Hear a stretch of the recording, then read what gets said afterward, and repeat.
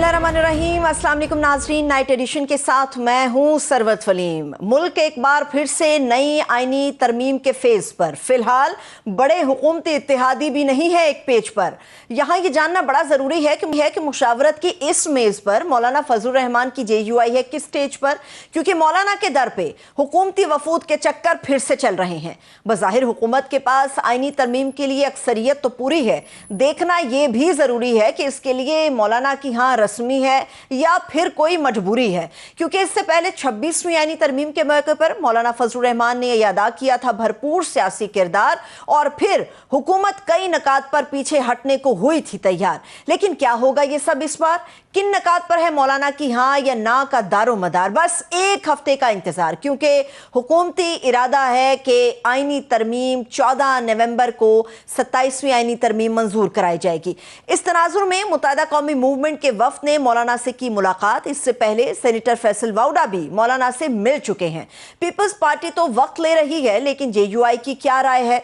क्या हुकूमत मौलाना की हाँ का इंतजार करेगी और क्या उनके मुमकिन इख्तलाफ का पास रखेगी? दूसरी तरफ JUI और PTI क़यादत की हालिया मुलाकात ने अपोजिशन की कुर्बतों और एतमाद में इजाफा किया है। यह हालिया गर्मजोशी भी माजी की खामोशी का रूप धार लेगी। उधर खैबर पख्तूनख्वा भी अमन व अमान के हसास मसले पर अमली इक़दामात और स्टेक होल्डर्स के तहफ़्फ़ुज़ात के तदारुक का तकाजा कर रहा है। KP का सूबा बदअमनी में क्यों है डूबा? क्या सूबाई हुकूमत का मुजव्वज़ा अमन जिरगा मुफाहिमत को जगह देगा? इन तमाम पर बात करने के लिए साबिक़ गवर्नर खैबर पख्तूनख्वा और JUI के सीनियर रहनुमा हाजी मोहम्मद गुलाम अली साहब हमारे साथ मौजूद हैं। हम उनको वेलकम करेंगे। बहुत शुक्रिया गुलाम अली साहब आपके कीमती वक्त के लिए।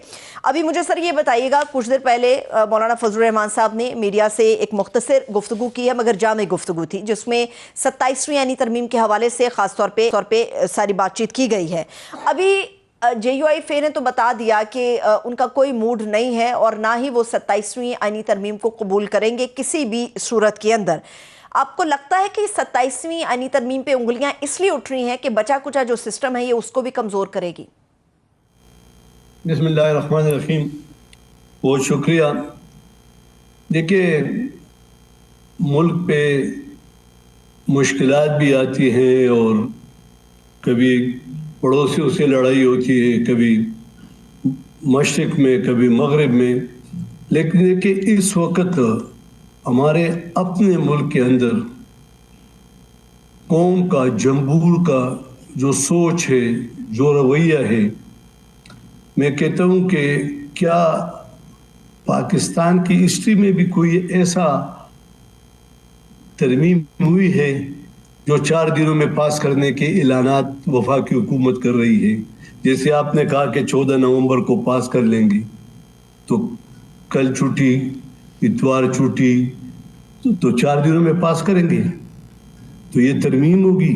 यानी जमहूर की सोच, मुल्क और रियासत की तरक्की, मुश्किलात के खात्मे और मुल्क को जमहूरी पटरी पे डालना, और ये जो कुछ हो रहा है इसके खात्मे के लिए 4 दिन में, तो इससे ये लग रहा है कि कौमी असम्बली जो है वो अवाम की नुमाइंदा असम्बली नहीं, और इससे जो तरमीम पास की जा रही है या वो जो पास कर रहे हैं, तो मेरे ख्याल में ये अवाम तो फैसला देगी जो भी देगी, लेकिन याद रखें कि तारीख़ में ये हुकूमत सड़कों पे वोट मांगने की जुर्रत नहीं कर सकेगी।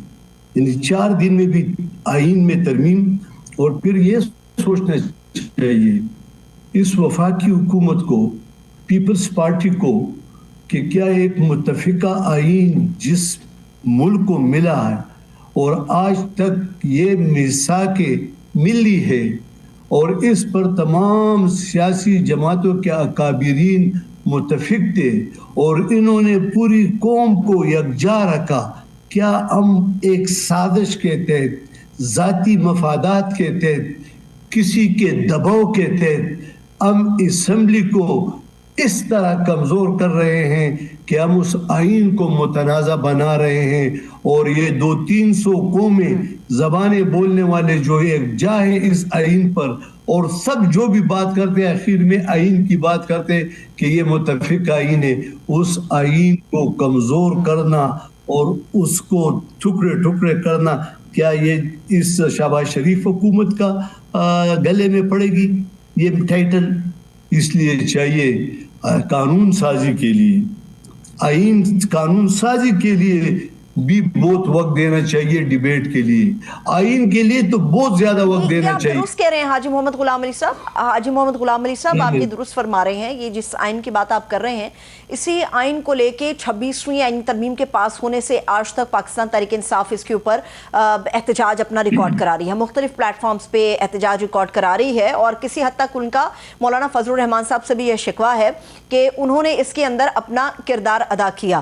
اب اسی آئین کے اوپر آ کے اب جے یو آئی فے بھی بات کر رہی ہے کہ 27ویں آئینی ترمیم جس طریقے سے لائی جا رہی ہے، جس طرح سے این ایف سی کے اوپر بات کی جا رہی ہے، صوبوں کی بات کی جا رہی ہے، اس کے اوپر انہوں نے اپنا احتجاج ریکارڈ کرایا۔ لیکن سوال یہ ہے کہ ابھی وزیر اعظم شہباز شریف صاحب نے بھی نیشنل اسمبلی کے اسپیکر کو یہ ٹاسک دیا کہ مولانا صاحب سے رابطہ کیا جائے۔ پیپلز پارٹی سے بلاول بھٹو زرداری بھی مولانا فضل الرحمان صاحب سے ملے، ایم کیو ایم کا ایک ڈیلیگیشن آیا، وہ بھی مولانا صاحب کے ساتھ انہوں نے بھی ایک نشست اپنی کی۔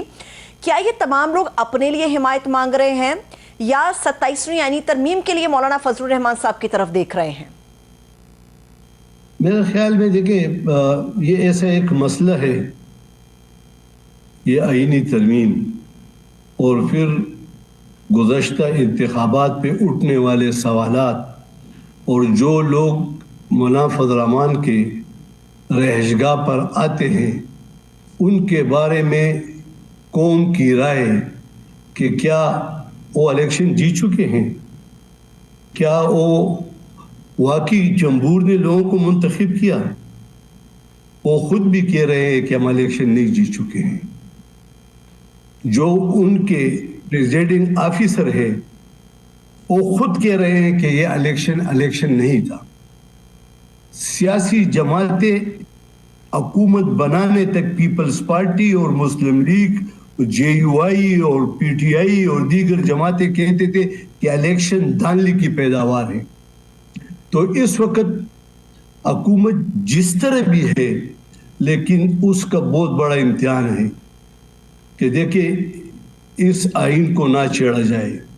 یہ جمہور جو ہے، ٹھیک ہے، قوم اپنی اپنی جگہ بیٹھی ہے، عدالتوں کا امتحان شروع ہوا ہے، حکومت کا امتحان شروع ہوا ہے، صوبوں میں اختلافات بڑھ رہے ہیں، آئین کو ہم پارا پارا کر رہے ہیں۔ کیا سینئر سیاستدان سوچے کہ ہم ریاست کو کس طرف لے جا رہے ہیں؟ ہم تو کہتے ہیں کہ اپنی قربانی دے، لیکن ریاست کو مضبوط کرے۔ جب اگر ریاست کمزور ہوگی اور اس طرح کی آوازیں آج جو خیبر پختونخوا میں ہیں، آج جو بلوچستان میں ہیں، اس طرح کی اور آوازیں نکلیں گی، تو کیا ہمارا ملک معاشی طور پر، سیاسی طور پر مضبوط ہو جائے گا یا یہ مزید کمزور ہوگا؟ یہ آپ بالکل درست کہہ رہے ہیں۔ انصاف کے لیے بھی تو حاج صاحب عدالتوں کی طرف دیکھا جا رہا تھا، اور یہی حکومت تھی، یہی اسمبلیاں تھی، یہی لوگ تھے، یہی چہرے تھے جب 26ویں آئینی ترمیم بھی ہوئی تھی۔ میرا حاج صاحب سوال یہ ہے کہ اس بار مولانا فضل الرحمان صاحب نے ایک بہت اہم بات کی، انہوں نے کہا کہ جی 26ویں آئینی ترمیم جب پاس کرانا تھی تو انحصار ہمارے اوپر تھا، لیکن اس دفعہ تکیہ جو ہے وہ پاکستان پیپلز پارٹی پہ کیا جا رہا ہے۔ اب یہ ان کی اسٹرگل ہے کہ وہ اس میں کیا کرتے ہیں، لیکن رابطے تو مولانا فضل الرحمان صاحب سے بھی کیے جا رہے ہیں۔ اب سوال یہ ہے کہ جس طرح سے آج ایک مختصر پریس ٹاک میں انہوں نے علل اعلان اس کو ریجیکٹ کر دیا، تو جب ان سے رابطہ ہوگا تب بھی ریجیکٹ ہوگا، یا اگر مولانا صاحب سے تجاویز طلب کی جاتی ہیں 27ویں آئینی ترمیم کے حوالے سے تو وہ اپنی تجاویز دے کے اس کے اوپر بھی ہاں کر کے آگے بڑھیں گے؟ مولانا صاحب کیا رائے ہے آپ لوگوں کی؟ دیکھیں، مسودہ تو سامنے آ جائے گا، پھر جماعت کی شورا اس پہ فیصلہ کرے گی، اور وہ فیصلہ پھر مولانا صاحب کو پورا اختیار ہوگا جو بھی فیصلہ کرے۔ لیکن میں ایک سیاسی کارکن کے حیثیت سے سمجھتا ہوں کہ یہ اسمبلیاں خدا را مزید ترمیمات نہ کریں، کیونکہ یہ عوام کی منتخب اسمبلی کوئی بھی کہلانے کے قابل نہیں، اور سب سے بڑا امتحان اس ترمیم میں پیپل پارٹی کے لیے ہے۔ یہ وہ اس آئین کو چھیڑا جا رہا ہے، اس آئین کو کمزور کیا جا رہا ہے جس آئین کو ذوالفقار علی بھٹو نے دیا تھا، اور اس میں یہ ذاتی مفادات کے لیے، دیکھیے یہ کرسیاں آنی جانی چیز ہے، اور ذاتی مفادات کے لیے کسی ایسی ترمیم کے ساتھ دینا جو کہ عوامی حقوق انصاف کا قتل عام ہو، یعنی انصاف قتل عام کو روکتی ہے، اور ادھر انصاف نہیں، جج صاحبان کے لیے بھی ایک بہت بڑا ان پر ایک امتحان آ رہا ہے کہ ان کے ساتھ کیا کلواڑ کیے جا رہا ہے۔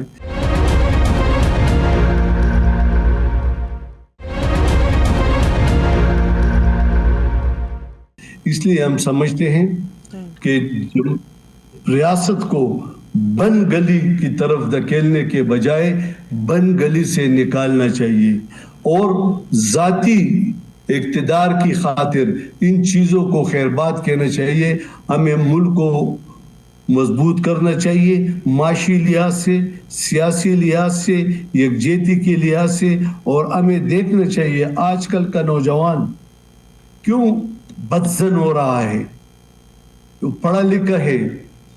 دنیا، آپ جائیں دبئی، ہمارے وزیر خارجہ صاحب نے 2-4 دن پہلے میں نے اس کی سٹیٹمنٹ پڑھی کہ سعودی عرب میں اتنے لوگوں کی ضرورت ہوگی، کیوں کہ 2030 کا انہوں نے ایک ویژن پیش کیا، اتنی ترقی ہوگی۔ ہمارا کہاں ویژن؟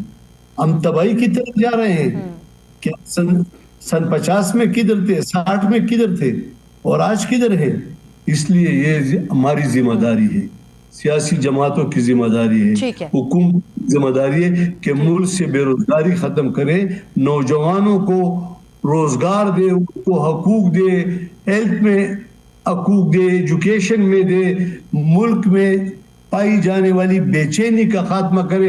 ہم ہر روز بے چینی میں اضافہ کے سبب بن رہے ہیں۔ بنیادی حقوق جو ہیں وہ عام آدمی کے دروازے تک پہنچنے چاہیے، اور جو بھی پاکستانی ہے اس کو بنیادی حقوق لازمی طور پہ جمہوری انداز میں ملنے چاہیے۔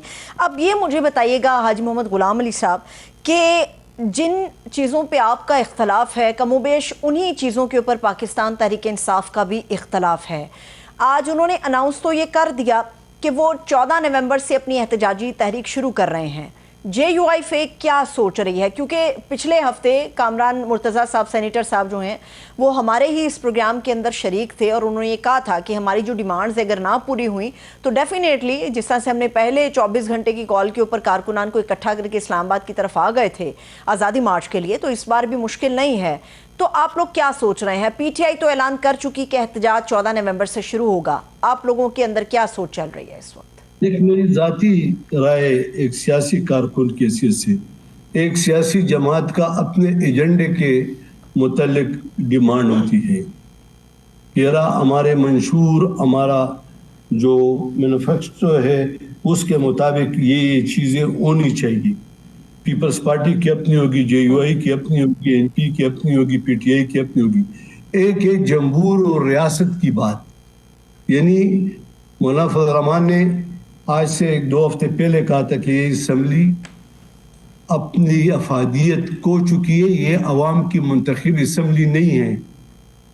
اور یہ ہم نہیں کہتے، یہ پی ٹی آئی بھی کہتی ہے، اور یہ ہم نہیں کہتے ہیں، یہ نجی محفلوں میں ساری جماعتیں کہتی ہیں۔ تو اس لیے چاہیے کہ یہ آئین کو نہ یہ ہمارا ریاست کا مسئلہ ہے، اور ہم سب اس پہ متفق ہیں کہ آئین میں ترمیمات ہونی چاہیے، ہوتے بھی ہیں، لیکن 2 دن اور 4 دن کے نوٹس پہ ترمیمات کرنے والے سوچ لے کہ پھر کل کیا ہوگا۔ یہ سڑکوں پہ نکل آئیں گے، یہ کسی ووٹ مانگ لیں گے، یہ ترمیمات کر لیں گے، ٹھیک ہے، ان کے پاس اختیار ہے، ان کے پاس جیسے آپ فرما رہے ہیں کہ میجارٹی ہے، لیکن یہ میجارٹی جو ہے یہ عوام کے ووٹوں سے منتخب میجارٹی نہیں ہے، اور یہ جو ہے یہ ملک کو ایک دلدل کی طرف لے جا رہے ہیں، اور ایسا نہ ہو کہ جمہور اٹھ کے نکلے اور خدا نہ خواستہ ملک مزید بدامنی، مہنگائی، بے روزگاری کے دلدل میں پھنس جائیں۔ اس لیے سیاسی جماعتوں کا کام ہے کہ وہ اس طرح کے ترمیمات لائیں جس میں قوم کو فائدہ ہو۔ اس سارے ترمیمات میں آپ دیکھ لیں، یہ ترمیم بھی کر لینا، ملک کو، عوام کو کیوں آپ مطلب آپ کے نزدیک یہ فائدہ صرف حکومت سمیٹ رہی ہے، عوام تک یہ فائدہ نہیں جائے گا، یہ صرف حکومت کو فائدہ دینے کے لیے ہے؟ نہیں، میں وفاقی حکومت کو ایک مشورہ دینا چاہتا ہوں کہ پھر انتخابات کی کیا ضرورت ہے؟ یہ جو شکیں آج میں نے اخبار میں پڑھی تو بس سینٹ اور قومی اسمبلی اور صوبائی اسمبلیوں کے لیے یہ ترمیم بھی شامل کر لے کہ تاحیات یہ ممبر ہوں گے، کیا انتخابات کریں گے؟ بس بات ختم، کہ آرام سے حکومت کرتا رہے۔ دیکھیے آئین نے ایک حد مقرر کی ہے، اس طرح کے اگر جیلی مینڈیٹ سے حکومت بنتی رہے گی اور جیلی مینڈیٹ سے فیصلے ہوں گے، ملک ترقی نہیں کرے گی۔ اب جائے دنیا میں، دنیا بلندیوں تک پہنچ رہی ہے اور ہم بلندیوں سے نیچے مٹی میں جا رہے ہیں۔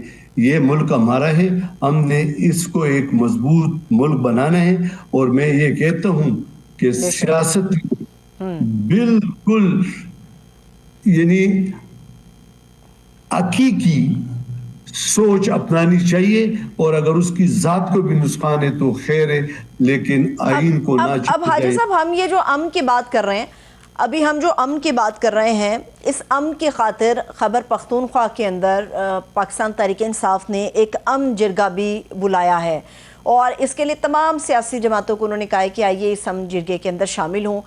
خاص طور پہ مولانا فضل الرحمان صاحب کو بھی دعوت دی گئی ہے کہ آپ لوگ بھی ہیں اس امن جرگے کا، کیا آپ لوگ حصہ بنیں گے؟ اور تمام سیاسی جماعتیں اپنے ٹی او آرز دیں گی۔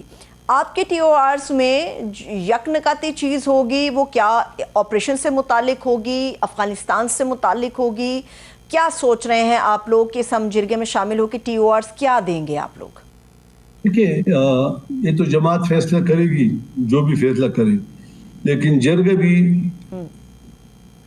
ہم بھی بلاتے تھے، ابھی حکومت میں ہوتے بھی بلایا، حکومت میں نہ ہوتے بھی مولانا صاحب نے قبائلوں کے بہت سارے جرگے بلائے، ابھی باقی جماعتوں نے بھی بلائے۔ اصل میں ون پوائنٹ ایجنڈا نہیں ہے، امن لازمی ہے۔ ادھر ہمارے صوبے میں، ہمارے صوبے کے عوام کا، ہمارے صوبائی حکومت کا، ہمارے صوبے میں سیاسی جماعتوں کا سوچ جو ہے وہ وفاق سے الگ ہے۔ یہاں پر اگر ہندوستان کے ساتھ جنگ ہوگی تو پورا پاکستان ایک پیج پہ ہوگا، اور اگر یہاں افغانستان کے ساتھ کچھ کشیدگی ہوگی تو یہاں پہ پھر تشویش پائی جاتی ہے۔ ہم یہ سمجھتے ہیں کہ دونوں ملکوں افغانستان اور پاکستان میں جو بھی مشکلات ہیں، یہ نہیں کہ مشکلات نہیں ہوں گی یا ریاست ہماری جو ہے وہ غلط چیز کہے گی، وہ جو کہتی ہے وہ ٹھیک ہوگی، لیکن اس کو بات چیت کے ذریعے حل کرنی چاہیے۔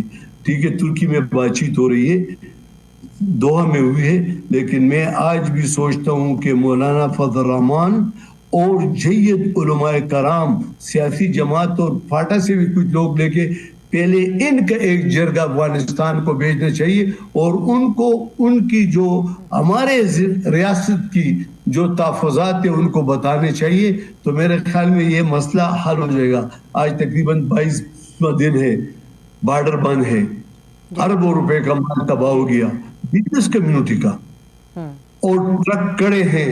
تو یہ دیکھو ہم اپنے بزنس کمیونٹی کو کدھر لے جا رہے ہیں۔ دنیا آفر کر رہی ہے کہ بھائی $2 ملین لاؤ اور پوری فیملی امریکہ میں نیشنلٹی لے لو، یورپ میں جاؤ، جرمنی، اور ہم یہاں کیا کر رہے ہیں؟ یہاں ارب پتی ابھی مجھے بریک پر جانا ہے آج صاحب، صرف ایک آخری سوال آپ سے کرنا چاہوں گی۔ آپ لوگوں کی طرف سے بہت زیادہ کنسرنز ہیں کہ حکومت جو افغانستان کے ساتھ بات چیت کر رہی ہے، لیکن اس میں جو بیسک سٹیک ہولڈرز ہیں یا جس طرح سے معاملہ آگے بڑھنا چاہیے وہ نہیں ہو رہا۔ حکومت نے رابطہ کیا ہے مولانا فضل الرحمان صاحب سے کہ تاکہ ان کے کنسرنز افغانستان سے ریلیٹ کر کے دور کیے جائیں؟ ابھی تک تو ایسی کوئی بات نہیں ہوئی ہے، اور اگر مولانا صاحب سے ہوئی تو لیکن ہمارے نوٹس میں اس طرح نہیں آ رہی، لیکن ہم یہ کہتے ہیں کہ افغانستان کے ساتھ ہمارا 40 سال کا بہت بڑا احسان ہے، اور اس احسان کو ہم نے ایک دن کے پانی میں نہیں بہانا چاہیے، اور ہم بالکل نزدیک 1 منٹ کا راستہ ہے۔ اگر ہم انڈیا کے ساتھ بھی ہماری کشیدگی ہے اور افغانستان کے ساتھ بھی ہو جائے اور اس طرح ایران کے ساتھ بھی ہو جائے تو یہ پھر مشکل ہوگا۔ سیاسی حکومت کا کام یہ ہے کہ وہ کشیدگی کو ختم کرے, بات چیت اپنائی جائے. جنگ تو ہر وقت ہو سکتی ہے, جنگ کی بات ہی نہیں ہے. جتنا جلد ممکن ہو سکے اس جنگ کو ختم کرنا ہوگا, چیزوں کو لوگوں کی سہولت کے لیے استعمال کرنا ہوگا, رابطوں کو دوبارہ سے بحال کرنا ہوگا. بہت شکریہ حاجی محمد غلام علی صاحب, گورنر خیبر پختونخوا ہمارے ساتھ موجود تھے. آپ کے وقت کے لیے شکریہ. ایک چھوٹا سا بریک لیتے ہیں, آپ لوگ ہمارے ساتھ رہیے گا.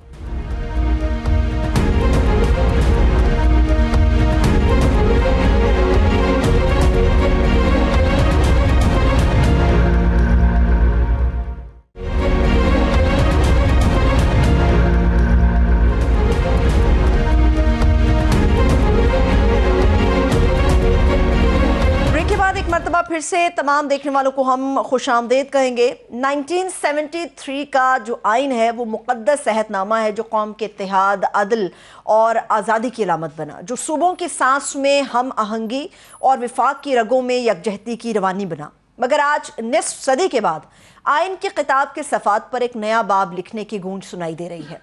مجوزہ 27ویں آئینی ترمیم پارلیمنٹ کے دروازوں سے نکل کر ایوان عدل اور صوبائی دارالحکومتوں تک دستک دے رہی ہے. ایسا لگتا ہے کہ جیسے حکومت اس ترمیم کے ایک تیر سے کئی نشانے لگانے کا ارادہ بھی رکھتی ہے. کہا جا رہا ہے کہ حکومت ان ترامیم کے ذریعے سپریم کورٹ کے اسٹیٹس کے برابر ایک آئینی عدالت کے قیام کے ساتھ ایگزیکٹو میجسٹریٹس کی بحالی اور ججز کی ٹرانسفر میں رضامندی کی شک کو ختم کرنے جا رہی ہے. یہی نہیں, 18ویں آئینی ترمیم کو بدل کر NFC ایوارڈز میں صوبوں کا حصہ کم کر کے وفاق کا شیئر بڑھانے کی تجاویز بھی سامنے آ رہی ہیں. حکومت کے نزدیک یہ اصلاحات نظام میں توازن پیدا کریں گی, مگر بعض قانونی ماہرین کہتے ہیں کہ یہ ترامیم نہ صرف طاقت کا توازن بگاڑ دیں گی بلکہ عدلیہ پر ایگزیکٹو کا کنٹرول مزید بڑھا دیں گی. آئینی ترمیم کو لے کر اس وقت کئی خدشات اور تحفظات سامنے آ رہے ہیں, جن میں ایک خدشہ یہ ہے کہ اگر ججز کی ٹرانسفر میں رضامندی کی شق ختم کر دی گئی تو اختلاف کرنے والے ججز کو غیر متعلقہ بنا دینا ایک انتظامی حربہ بن جائے گا. ابھی مجوزہ آئینی ترمیم کا کوئی حتمی ڈرافٹ سامنے نہیں آیا, مگر اس ممکنہ ترمیم کے خلاف سپریم کورٹ میں درخواست دائر ہو چکی ہے. یہ جاننا بڑا اہم ہے کہ کیا سپریم کورٹ ایک آئینی ترمیم کو وجود میں آنے سے پہلے روک سکتی ہے. سوال یہ بھی ہے کہ جو ابھی تک ممکنہ ترامیم ہمارے سامنے آئی ہیں, کیا یہ انصاف کو تیز کریں گی یا پھر محدود کریں گی؟ اس سے قانونی مسائل حل ہوں گے یا مزید بڑھ جائیں گے؟ اسی پر بات کرنے کے لیے اسٹوڈیوز میں ہمارے معزز مہمان موجود ہیں. میں ان کا تعارف کراتی ہوں. ماہر قانون ریاست علی آزاد صاحب ہمارے ساتھ اسٹوڈیوز میں موجود ہیں. بہت شکریہ ریاست علی آزاد صاحب آپ کے وقت کے لیے. یہ ترمیم 26ویں آئین شروع ہوا منظور ہو گئی, 27ویں آئینی ترمیم آ رہی ہے. مجوزہ طور پہ جو چیزیں سامنے آ رہی ہیں, ترامیم تو ڈھانچے کی مضبوطی کے لیے ہیں, یہ کیا ڈھانچے کی شکل ہی بگاڑ رہی ہیں یا اس کے اندر کچھ اور مزید کرنے جا رہی ہے جو اتنا شروع ہوا ہے؟ بسم اللہ الرحمن الرحیم. دیکھیں, جو سب سے بنیادی چیز ہے عدلیہ کی آزادی, جو آئین کے اندر بھی دی گئی ہے, اس کانسٹیٹیوشن کے اندر یہ بنیادی طور پہ ہے ٹرائیکاٹمی آف پاور اور سیپریشن آف پاور کی جو تھیوری انٹروڈیوس کروائی گئی آئین کے اندر. میں سمجھتا ہوں یہ اس کے خلاف ہے. 26ویں ترمیم کے ذریعے عدلیہ کی آزادی پہلے ہی سلب ہو چکی ہے, لیکن اب مزید عدلیہ کو بالکل نکارہ سمجھ لیں, کنٹرول سمجھ لیں, وٹ ایور آپ کہنا چاہیں اس کو کہہ سکتی ہیں. 27ویں ترمیم کے بعد میں سمجھتا ہوں کہ جو چیزیں پرپوز کی گئی ہیں, دیکھیں سب سے پہلے میں اس پہ بات کرتا ہوں کہ جو انتظامی مجسٹریٹ ہیں جن کو جوڈیشل اختیارات واپس کرنے کی بات کر رہے ہیں, اس پہ تو جو آرٹیکل آئین کا 175 سب آرٹیکل 3 تھا, اس میں لکھا گیا تھا کہ 14 سال کے اندر یعنی پروگریسیولی آپ نے عدلیہ کو انتظامیہ سے الگ کرنا ہے. یہ اس سے متصادم ہے. چونکہ PLD 1996 supreme court Al-Jehad trust versus federation of Pakistan میں عدلیہ کو انتظامیہ سے الگ کر دیا گیا تھا. 96 میں یہ ججمنٹ آئی. اب اس کو دوبارہ سے ریورس کریں گے تو اس کے بڑے بھیانک اثرات ہوں گے. کیسے کہ AC صاحبان انتظامی ڈیوٹیاں کر رہے ہوتے ہیں, وہ آج کل وہ جو چھوٹے مائنر اوفینسز ہوتے ہیں نا, 107 151 آوارہ گردی کے کیسز, 55 109, مطلب اس طرح کے وہ کیسز, وہ ان کو رسیوں سے باندھ کے وہاں 4 بجے تک وکلا بھی تکے کھاتے, عوام بھی تکے کھاتی, نہ وہاں بیٹھنے کا نہ وہاں پہ واش روم ہے, تو لوگوں کو وہاں پہ ذلیل کیا جاتا ہے. 2001 میں اس لیے تو ختم ہوا تھا یہ ریاست علی آزاد صاحب کہ یہ میں 96 اسی ججمنٹ کی کہ اس کو الا کیا تھا. اب دوبارہ سے جب آپ کریں گے تو جس مجسٹریٹ نے 144 کا نفاذ کرنا، جس کو عام الفاظ میں دفعہ 44 کہتے، وہ لگائے گا، اگر کوئی شخص اس کی وائلیشن کرے گا تو 188 تعزیرات پاکستان کے تحت ایف آئی آر ہوگی، وہ کیس پھر وہی سنے گا. تو جس شخص کا آرڈر وائلیٹ ہوگا وہی اس کیس کا فیصلہ بھی کرے گا اور اس ملزم کو ضمانت بھی دے گا. تو اس کے تاثرات کیا ہوں گے؟ اس کی ریزن یہ کہ اس میں سیدھی وکٹمائزیشن ہوگی اور پولیٹیکل لوگوں کو سبق سکھایا جائے گا. یہی سوال ہے کہ جب وہ انتظامیہ کے بھی میجسٹریسی نظام ہے، انتظامیہ کے بھی اختیارات ہوں گے، عدلیہ کے بھی اختیارات ہوں گے، تو اس میں ذاتی انتقام کا جو ایک فیکٹر ہے وہ سب سے زیادہ ہمارے سامنے کھل کے سامنے آتا ہے کہ ذاتی انتقام کا نشانہ بنیں گے لوگ. آف کورس، لیکن ریزن اس کے پیچھے کیا ہے؟ عدلیہ کو تو انہوں نے 26ویں ترمیم سے کنٹرول کر لیا، ہائی کورٹ کو بھی، سپریم کورٹ کو بھی آئینی بینچ بنا کے. اب مزید نیچے جو ڈسٹرکٹ جوڈیشری ہے نا، اس کو کنٹرول کرنا ہے. یہ ترمیم لا کے پھر وہ اختیارات واپس انتظامی مجسٹریٹ کو دے کے، یعنی باٹم ٹو ٹاپ کنٹرول کرنا ہے. آپ نے تو آئینی بینچ بنایا تھا کہ سپریم کورٹ آف پاکستان میں بیک لاگ بہت ہے، پینڈنسی بہت ہے. وہ بوجھ ہلکا کرنے کے لیے کیا ہوا؟ نو، یہ جو آئینی عدالت بنانے کا ہے نا، اس کے پیچھے بھی ایک میلس ہے. وہ یہ ہے کہ 26ویں ترمیم اس وقت سپریم کورٹ میں سنی جا رہی ہے، جس پہ مطالبہ تمام جو پٹیشنرز ہیں وہ یہ کہتے ہیں کہ فل کورٹ بنائی جائے. جو 26ویں ترمیم سے پہلے تھی وہ اس کو سنے. اب اگر اس کا فیصلہ ہونے کو، اگر مجھے لگتا ہے ایسے کہ وہاں پہ ان کو کوئی خطرہ ہے کہ اگر یہ خدا نخواستہ ایسا وہاں پہ ہو گیا تو وہ اتنی جلدی میں ایک آئینی عدالت بنا رہے ہیں کہ جب وہ بن جائیں گے ان کے ججز بھی تعینات ہو گئے. ابھی تو مسودہ ہی نہیں کہ ان ججز کی جو تعیناتی ہوگی کیا یہی جوڈیشل کمیشن کرے گا، اس کے اپوائنٹمنٹ کا طریقہ کار کیا ہوگا، یہ تو ابھی کسی کو پتہ بھی نہیں ہے. تو اگر ایسی وہ آئینی عدالت بنا دیتے تو یہ کیسز جو بھی 26ویں ترمیم والے چل رہے ہیں یہ انفریکشنز ہو جائیں گے.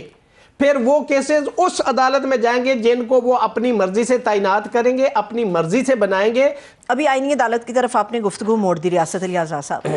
جب آئینی بینچ بنے تھے، اعتماد کا فقدان تھا، کوئی پتہ نہیں تھا. یہ سپریم کورٹ کا پھر کہنے لگے کہ جی غیر آئینی بینچ ہے جو یہ کیسز سنے گا جو کرمنل اور سول نوعیت کے ہوں گے، دوسرا آئینی بینچ ہے وہ آئین کے ماتحت ہو کے سارے کام کو سنے گا.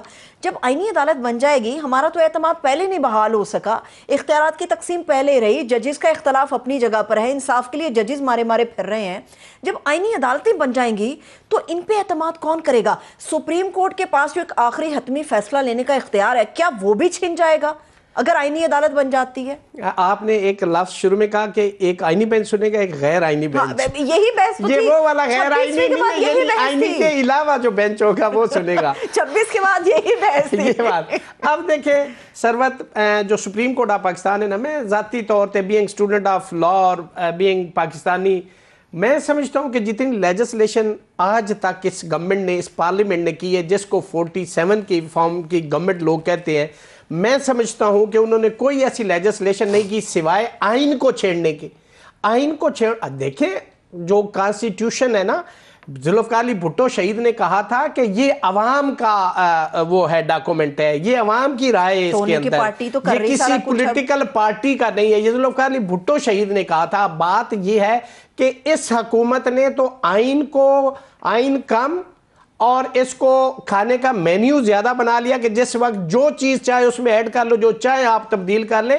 آئین ایسے نہیں ہوتے، آئین ایسے نہیں ہوتے سروائر. 2/3 میجارٹی. آپ دیکھیں آج تو عدلیہ ہے ہی نہیں. اگر عدلیہ آزاد ہوتی اور جس طرح سے اس کے اوپر تفوضات ہے پارلیمنٹ کے اندر اور جس طرح سے سیٹیں بانٹی گئی ہیں، اگر یہ چیزیں اس وقت جو آزاد عدلیہ تھی اگر چیلنج کی جاتی جو 26ویں ترمیم سے پہلے ہیں، تو یہ تو پارلیمنٹ ہی نہ رہتی. اور کسی سٹیج پہ اگر آزاد عدلیہ ہو جاتی یا فیصلہ ایسا آ جاتا ہے تو یہ ساری کی ساری جو لیجسلیشن کر رہے ہیں، جو اس کی فاؤنڈیشن جو دے وہ بڑی میٹر کرے گی کہ یہ پارلیمنٹ کا اپنا وجود جس کو کوشچن کیا جا رہا ہے، اگر وہی ٹھیک نہیں ہے تو اس کے اوپر جو سپر سٹرکچر بنایا گیا ہے اس کی کیا سینٹٹی ہوگی. اس میں 1972 سپریم کورٹ आसमा जिलानी केस है जिसके अंदर उन्होंने कहा था कि अगर किसी बिल्डिंग की फाउंडेशन इलीगल है और उसके ऊपर सुपर स्ट्रक्चर जितना बनाया जाएगा that would also be considered illegal. तो इस पार्लियामेंट की अपनी हैसियत इन क्वेश्चन है, और जिस तरीके से ये पब्लिक को इतनी सादी नहीं, उनको नहीं पता कि आपने पीटीआई की जो सीटें थी वो कैसे दूसरी पॉलिटिकल पार्टीज को दी, किस आइन के अंदर, किस प्रोविजन के तहत दी, ये लोग समझते हैं ना। और लेने वालों ने भी तो नहीं ना सोचा कि ये मेरा हक नहीं है, मैं ले रहा हूं। ये लेने वाले सारे वो हैं जो 26वीं तरमीम के वक्त एक जगह इकट्ठे हो गए, मगर 27वीं तरमीम के ऊपर आके इख्तलाफात इनके अंदर। देखिए अब 27वीं तरमीम में सरवत जो जजेस की ट्रांसफर का आप प्रपोजल ला रहे हैं कि जो जज फैसला देगा जिससे हुकूमत पाकिस्तान को थोड़ी सी खफगी होगी, उनके सुख और चैन में हल्की सी खलल पैदा होगा, वो जज सिब्बी होगा या चीचों की मलियां उसकी ट्रांसफर किया। ये इंडिपेंडेंस ऑफ जुडिशरी है, ये आजाद अदलिया है जिसको आइन ने तहफ़्फ़ुज़ दिया था। ये इंतकाम है, ये विक्टिमाइजेशन है। कौन जज फैसला करेगा हुकूमत के खिलाफ? अगर गलत भी आएगा तो वो कहेगा यार मैं थे अपने बच्चे नाल बेटा, मैंने तू चौके सीबी भेज देंगे। Why he will take this risk? वो नहीं करेगा। हमें आजाद जुडिशरी चाहिए। आप कह रहे हैं वो इंसाफ नहीं करेगा, फिर नहीं करेगा तो ये बिल्कुल उसको कंट्रोल पहले ही क्या कर लिया गया है, अब 27वीं तरमीम से बिल्कुल लिटा दिया जाएगा। ये इसका मकसद और इसका पर्पज है इस 27वीं तरमीम को लाने का। बहुत बहुत शुक्रिया, थैंक यू सो मच। रियासत अली आज़ाद साहब हमारे साथ मौजूद है। एक छोटा सा ब्रेक लेते हैं, आप लोग हमारे साथ रहिएगा।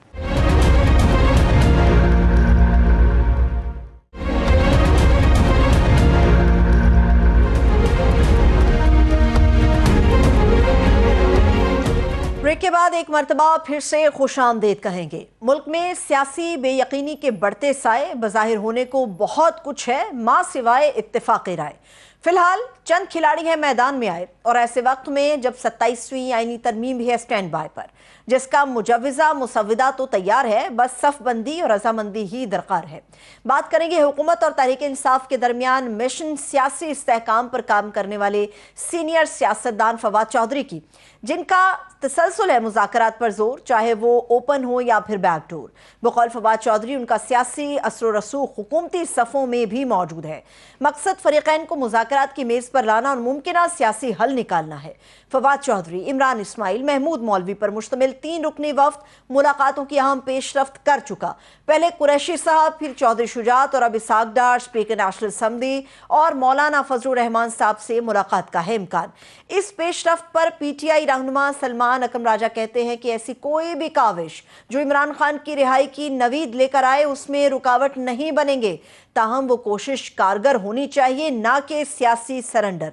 एक तरफ सियासी तनाव है तो दूसरी तरफ पीटीआई का कोयटा में पड़ाव है। अहम सवाल यह है कि मुज़ाकरात या एहतजाज, आखिर किस ऑप्शन से है पीटीआई की उम्मीदें वाबस्ता। उधर पीटीआई और मौलाना की जेयूआई में भी कुर्बतें बढ़ रही हैं। तहरीक इंसाफ रहनुमाओं की मौलाना से हालिया मुलाकात हो या खैबर पख्तूनख्वा में अमन जिरगे में शमूलियत की दावत, ताल्लुकात में सब अच्छा है या अब भी है कोई रुकावट? इसी पर बात करने के लिए पाकिस्तान तहरीक इंसाफ के सीनियर रहनुमा शौकत यूसुफ सईद साहब हमारे साथ मौजूद हैं। हम उनको वेलकम करेंगे। बहुत शुक्रिया शौकत यूसुफ सईद साहब आपके वक्त के लिए। सर, इस वक्त तो सबसे बड़ा जो मामला है वो 27वीं यानी तरमीम के हवाले से है, और सेनेटर अली ज़फ़र साहब को मैं सुन रही थी, उन्होंने कहा कि जी हमने इस मुसव्विदे को मशकूक करार देते हुए मुस्तरद कर दिया है और अपोजिशन से राब्ते में भी हैं। लेकिन मसला ये है कि मौलाना साहब तक तो मुसव्विदा भेजने के हवाले से एक ड्यूटी लगा दी गई है स्पीकर नेशनल असम्बली की। क्या आप लोगों तक भी मुसव्विदा शेयर किया जाएगा? ऐसी कोई नवीद आपके पास भी है? बहुत शुक्रिया। पहली बात तो ये है कि ये कौन सी तरमीम आ रही है जो इतना खुफिया रखी जा रही है। देखिए, बता कुछ और रहे हैं, कर कुछ और रहे हैं। जो चीज़ें 26वीं आईनी तरमीम में नहीं मानी गई थी या रह गई थी वो अब उसकी कसर पूरी की जा रही है। ये हैरत की बात तो ये है कि इनके जो अपने इत्तेहादी है उन तक अभी तक मसौदा नहीं पहुंचा है। पीपल्स पार्टी जो जो जो उनके इत्तेहादी हैं और इसी तरह जेयूआई हैं, वो उन्होंने इजलास तो कर लिया, लेकिन उनको ये अभी तक पता नहीं है कि मसवदे में है क्या। तो ये कितनी अफसोस की बात है। ये कैसी पार्लियामेंट है? इस पार्लियामेंट को तो इन्होंने बेतौकीर करके रख दिया और एक्सपोज हो रहे हैं आहिस्ता आहिस्ता। ये तरमीम जो है ये कहाँ से आ रही है, किसी पार्लियामेंटेरियन को नहीं पता है। तो अचानक डॉक्टर साहब ऐलान करते हैं सेनेट में कि जी 27वीं तरमीम आ रही है।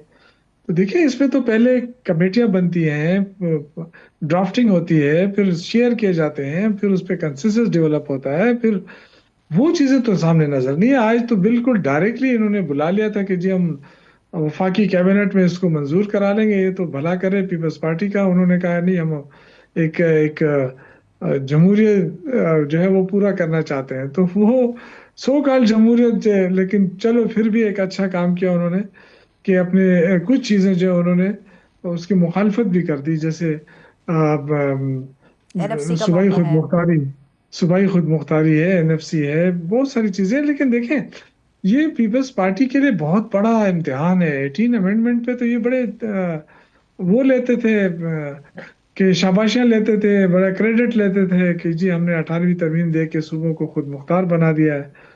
آج اگر آپ NFC میں ترمیم کریں گے، آرٹیکل 8 میں ترمیم کریں گے، انسانی حقوق ختم کریں گے، آرٹیکل 119 میں کریں گے، 120 میں کریں گے، جس سے ٹوٹلی عدلیہ جو ہے وہ بالکل بے بس ہو جائے گی.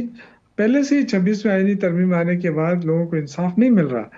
لیکن اگر آپ ابھی شوکت ججوں یوسف کی، صاحب مجوزہ طور پہ جو چیزیں سامنے آ رہی ہیں، مختلف ذریعوں سے سامنے آ رہی ہیں، یا کچھ دیر پہلے بلاول بھٹو زرداری نے بھی جو ایک پریس ٹاک کی ہے، اس کے اندر جو چیزیں ہمارے سامنے آ رہی ہیں، ان چیزوں کو پاکستان تحریک انصاف کس طرح سے دیکھ رہی ہے؟ ظاہری سی بات ہے کہ آپ کے پاس ایک بڑا مینڈیٹ ہے، آپ لوگوں کے پاس ایک صوبے کی حکومت ہے، آپ لوگ بالکل ایک آئینی لحاظ سے بھی، جمہوری لحاظ سے بھی دیکھا جائے آپ لوگ ایک بڑی پارٹی ہیں، آپ لوگوں کا بھی انحصار ہے. آپ لوگوں کی پارٹی کس طرح سے دیکھ رہی ہے مجوزہ طور پہ ان چیزوں کو؟ دیکھیں میں نے آپ سے شروع میں کہا کہ جو چیزیں سامنے ہیں نا وہ تو مجھے اتنا وہ نہیں لگ رہی وہ منظور ہو جائے منظور نہ ہو جائے، لیکن جو انڈر دا ٹیبل چیزیں ہیں نا وہ مجھے خطرناک لگ رہی ہیں. اسی لیے تو پیپلز پارٹی ریلیکٹڈ نظر آ رہی ہے، لیکن اندر سے تو یہ سارے ملے ہوئے ہیں نا. جو چیزیں یہ لانا چاہتے ہیں، اب دیکھنا یہ ہے کہ مولانا فضل الرحمان صاحب کا کیا رول ہے اس میں، کیونکہ پیپلز پارٹی اور مولانا کا رول جو ہے بڑا امپورٹنٹ ہوگا اس میں. اگر یہ کمپرومائز ہو گئے اور یہ ترامیم آ گئی تو پھر تو جمہوریت ہمیشہ ہمیشہ کے لیے خدا حافظ ہے. ٹھیک دیکھیں ہے. اگر آرٹیکل 8 آپ ختم کرتے ہیں نا جو جی جی انسانی حقوق کے حوالے سے، جی تو جب انسانی حقوق نہیں رہیں گے، بنیادی حقوق ہی نہیں رہیں گے، پھر 119 کہتا ہے کہ جو بنیادی حقوق کی وائلیشن ہو رہی ہو اور تو ہائی کورٹ اس کو نوٹس کر سکتا ہے. اور 119 کو آپ ختم کر دیں تو پھر 18 بھی آرٹیکل 8 بھی نہیں رہے گا، انسانی بنیادی حقوق بھی نہیں رہیں گے، مکمل ختم ہائی ہو کورٹ جائیں کے گے. پاس پاور بھی نہیں ہوں گے. پھر یہ کہ آرٹیکل 120 کہتا ہے کہ صدر مملکت جو ہے وہ اعلیٰ جو ججز ہیں ان کی ٹرانسفر کر سکتا ہے. ٹھیک ہے. تو اگر یہ اس طرح ہو جائے تو پھر تو کوئی بھی جج جو ہے نا اپنے خلاف کوئی ایسا فیصلہ ہی نہیں دے گا جس سے ان کو یہ اندازہ ہو کہ میری ٹرانسفر ہو جائے گی. ٹھیک ہے. اب تو اب اب میں تو شوکت سمجھتا یوسف ہوں، صاحب، آپ لوگوں کی طرف سے یہ اناؤنسمنٹ میں اسد قیصر صاحب کو سن رہی تھی، انہوں نے باقاعدہ اناؤنس کر دیا جی کہ 14 نومبر سے ہم اپنی احتجاجی تحریک چلا رہے ہیں، شروع کریں گے، اور پہلا جو ہمارا مقام ہوگا وہ حیدرآباد سے آپ لوگ شروع کریں گے. کوئٹہ میں تو سر آپ لوگوں کو ایک جلسہ کرنے کی اجازت نہیں ملی، تو آپ لوگ اپنی احتجاجی تحریک کس طرح سے لے کر چلیں گے؟ دیکھیں ہماری احتجاجی تحریک جو ہے نا وہ آئین قانون کے دائرے میں ہے. جو جمہوریت کے اندر یہ چیزیں ہوتی ہیں، ہمارے دور میں کتنی تحریکیں چلی ہیں. آپ نے پتا ہے کہ ہمارے خلاف تو پیپلز پارٹی نے بھی ٹرین مارچ کیا، انہوں نے PMLN نے لاہور سے لانگ مارچ کیا، مولانا صاحب نے بھی دھرنا دیا.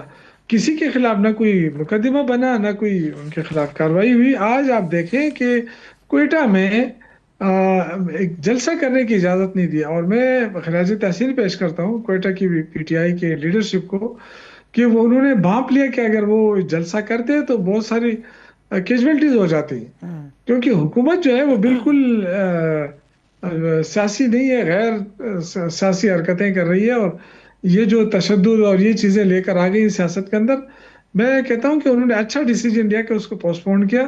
اور ورنہ آج بہت ساری لاشیں ہمارے سامنے ہوتی. پھر کہتے ہیں یہ PTI والے جو ہیں یہ انتشاری ہے. آئی تھنک کہ حکومت کو اسپیس دینا چاہیے.